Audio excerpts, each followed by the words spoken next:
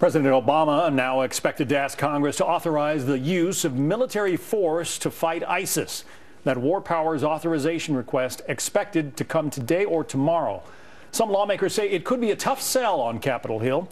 The last war vote by Congress was the one to authorize the Iraq War 13 years ago. Lawmakers sounding off on the president's ISIS strategy as well as cuts to defense spending. Unless we do something such as you are recommending, the nation's security is at risk. I would say so, and I think all of the members of the panel believe that. Doug McKelway live in Washington with more now. Doug. Yeah, John, to legally justify the fight against ISIS, the Obama administration has been relying on President Bush's 13-year-old authorization passed in the aftermath of 9/11. Critics say its legal foundation has grown flimsy over time. So this week, probably tomorrow, the Obama administration is expected to submit a new authorization. Passage of it, keep in mind that this is the first war vote in over a decade, is going to be really tough work. The president faces some opposition from people within his own party who fear another long, drawn-out conflict. He faces some opposition from Republicans, of course, many of whom have criticized his weakness in confronting the ISIS threat. For those critics, this authorization finally sends a positive message.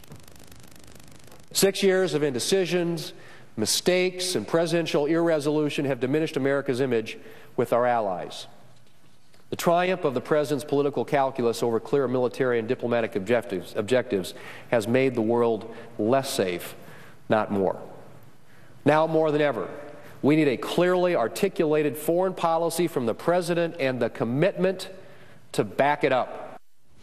Congressional sources tell Real Clear Politics that this authorization under consideration lasts for 3 years, so a new president would have to seek a new authorization if the ISIS threat still exists then.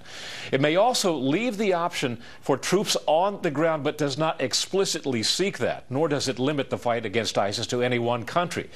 One former defense official says the authorization should be purposefully vague.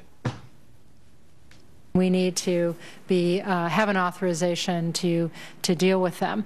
But again, I would just caution against being overly predictive or specific in restrictions because we don't exactly know how the threat will evolve, how our response will need to evolve.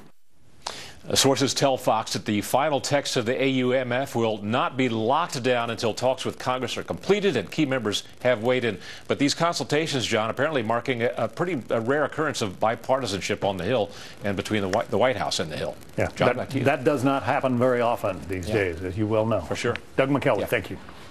Well, staying with ISIS now, and new claims by the Syrian dictator Bashar al-Assad that he's being kept in the loop on airstrikes inside his country. Assad telling the BBC that he receives information on coalition airstrikes in Syria, not directly from the United States, but apparently that information comes from third-party sources, including the Iraqi government. Again, consider the source. This is from Assad. Assad forces are also battling ISIS as well, which places him on the same side as America in that fight. That makes us very strange bedfellows since the White House has previously called for Assad to step down.